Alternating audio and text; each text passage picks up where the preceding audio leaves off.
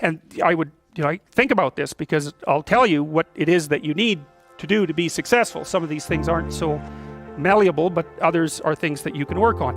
Well, IQ, well, that's a rough one, because there's no evidence, as far as I can tell, that you can do a damn thing about your IQ. I was just reading a paper by Dan Simon today. It's a relatively recent review. Dan Simon did the invisible gorilla stuff, and he was looking, because there's all these companies that claim that these online brain training exercises can produce cognitive improvements, and he reviewed the literature again, and I've reviewed that literature like 6 times in the last 15 years, because I keep hoping that someone will crack the problem, but it's always the same answer. It's like, you do brain training games, you get better at the game, a lot better at that game. You get slightly better at similar games, but distal games that are still heavily cognitively loaded doesn't affect your performance at all. Zero, none. So the issue of how to raise IQ, man, that's a killer. No one knows how to do it. I can tell you how to stop your IQ from decreasing as you get older. That's not so bad, because it does that. Fluid IQ decreases from the time you're 20 and pretty rapidly. It's physical health is the best preventative. So exercise, physical exercise. Weirdly enough, you think, well, why? Well, your brain uses oxygen like mad, right? And it needs to be kept clean and well oxygenated. And physical exercise, both like weightlifting, so anaerobic and aerobic exercise both seem to be very, very effective at staving off cognitive declines across the lifespan. So that's a really useful thing to know, because that's the only thing we know that does that. So then the next best predictor of lifetime success is conscientiousness. Well, so, and of the 2 aspects of conscientiousness, say orderliness and industriousness, the better predictor is industriousness. So the question is, well, what can you do about your industriousness? And the answer to that is, well, that's kind of rough too, because there's a strong genetic component. But you can work on micro habits with regards to your conscientiousness. And I think the best micro habits, this is partly to do with this future authoring program processes, I think the best thing you can do with regards to your conscientiousness is to set up some aims for yourself, goals that you actually value. And the future authoring program helps people do that.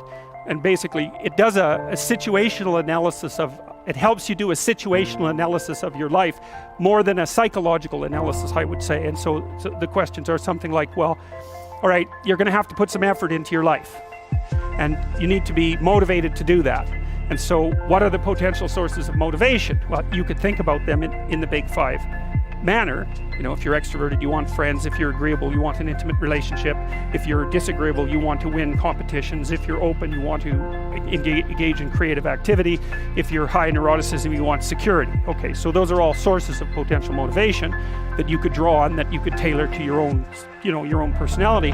But then there are dimensions that you want to consider your life across. And so we ask people about, well, if you could have your life the way you wanted it in 3 to 5 years, if you were taking care of yourself properly, what would you want from your friendships? What would you want from your intimate relationship? How would you like to structure your family? What do you want for your career? Well, how are you going to use your time outside of your job? And how are you going to regulate your mental and physical health, and maybe also your drug and alcohol use, because that's a good place to auger down, because alcoholism, for example, wipes out 5 to 10% of people. So you want to keep that under control. And then so maybe you develop a vision of what you would like your life to be, and that associates the goal. Once the goal is established, and then you break down the goal into micro processes that you can implement, the micro processes become rewarding in proportion, in relation to their causal association with the goal, and that tangles in your incentive reward system. We talked about the dopaminergic incentive reward system, and that's the thing that keeps you moving forward. And the way it works is that it works better if it produces positive emotion when it can see you moving towards a valued goal. Okay, well, what's the implication of that? Better have a valued goal, because otherwise you can't get any positive motivation working out. And so the more valuable the goal, in principle, the more the micro processes associated with that goal start to take on a positive charge. And so what that means is, well, you get up in the morning and you're excited about the day, you're ready to go. And so as far as I can tell, what you do is you specify your long-term ideal. Maybe you also specify a place you want to stay the hell away from, so that you're terrified to fail as well as excited about succeeding, because that's also useful. You specify your goal. You do that in some sense as a unique individual. You want to specify goals that make you say, oh, if that could happen as a consequence of my efforts, it would clearly be worthwhile. Because the question always is, why do something? Because doing nothing is easy. You just sit there and you don't do anything. That's real easy. The question is, why would you ever do anything? And the answer to that has to be because you've determined by some means that it's worthwhile. And then the next question might be, well, where should you look for worthwhile things? And one would be, well, you could consult your own temperament. And the other would be, well, you kind of look at what it is that people accrue that's valuable across the lifespan. So you do a structural analysis of the subcomponents of human existence, and already did that. You need a family, you need friends. Like, you don't need to have all these things, but you better have most of them. Family, friends, career, educational goals, plans for, time outside of work, attention to your mental and physical health, etc. That's what life is about. And if you don't have any of those things, well, then all you've got left is misery and suffering. So that's a bad deal for you. So once you set up that goal structure, let's say, and that's really in many ways that's what you should be doing at university.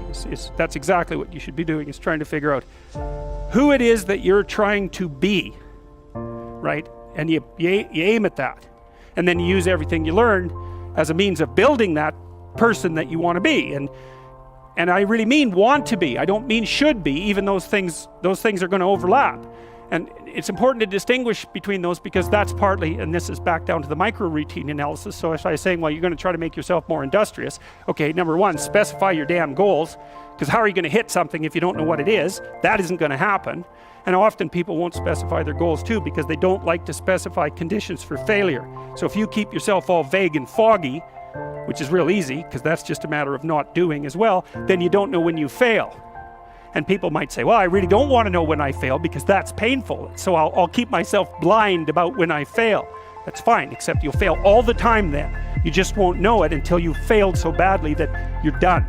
And that can easily happen by the time you're 40. So I would recommend that you don't let that happen. So that's willful blindness, right? You could have known, but you chose not to.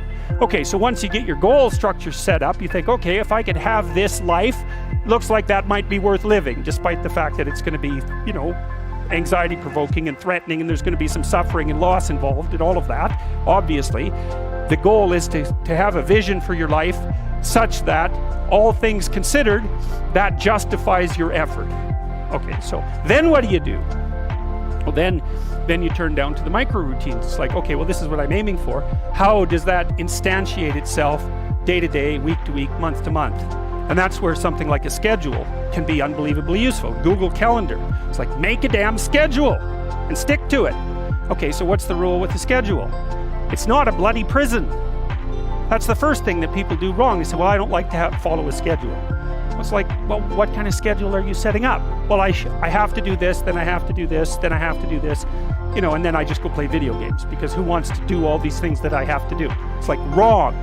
Set the damn schedule up so that you have the day you want. That's the trick. It's like, okay, I've got tomorrow. If I was going to set it up so it was the best possible day I could have, practically speaking, what would it look like? Well, then you schedule that. And obviously there's a bit of responsibility that's going to go along with that, because if you have any sense, one of the things that you're going to insist upon is that at the end of the day, you're not in worse shape than you were than at the beginning of the day, right? Because that's a stupid day. If you have a bunch of those in a row, you just dig yourself a hole and then you bury yourself in it. It's like, sorry, that's just not a good strategy. It's a bad strategy. So maybe 20% of your day has to be responsibility and obligation, or maybe it's more than that, depending on how far behind you are. But even that, you can ask yourself, okay, well, I've got these responsibilities. I have to schedule the damn things in. What's the right ratio of responsibility to reward? And you can ask yourself that, just like you'd negotiate with someone who is working for you. It's like, okay, you got to work tomorrow. Okay, so I want you to work tomorrow. And you might say, okay, well, what are you going to do for me that makes it likely that I'll work for you? Well, you could ask yourself that, So maybe you do an hour of responsibility, and then you play a video game for 15 minutes. I don't know, whatever turns your crank, man. But you know, you have to negotiate with yourself and not tyrannize yourself. Like you're negotiating with someone that you care for, that you would like to be productive and have a good life. And that's how you make the schedule. It's like, and then you look at the day and you think, well, if I had that day, that'd be good. Great. You know, and you're useless and horrible, so you'll probably only hit it with about 70% accuracy, but that beats the hell out of 0, right? And if you hit it even with 50% accuracy, another rule is, well, aim for 51% the next week, or 50.5% for God's sake, or because you're going to hit that position where things start to loop back positively and spiral you upward. And so that's one way that you can work on your conscientiousness, is plan a life you'd like to have. And you do that partly by referring to social norms. That's more or less rescuing your father from the belly of the whale. But the other way you do that is by having a little conversation with yourself about, as if you don't really know who you are, because you know what you like. You won't do what you're told. You won't do what you tell yourself to do. You must have noticed that. It's like you're a bad employee and a worse boss, and both of those work, you know, for you. You don't know what you want to do, and then when you tell yourself what to do, you don't do it anyways. You should fire yourself and find someone else to be. But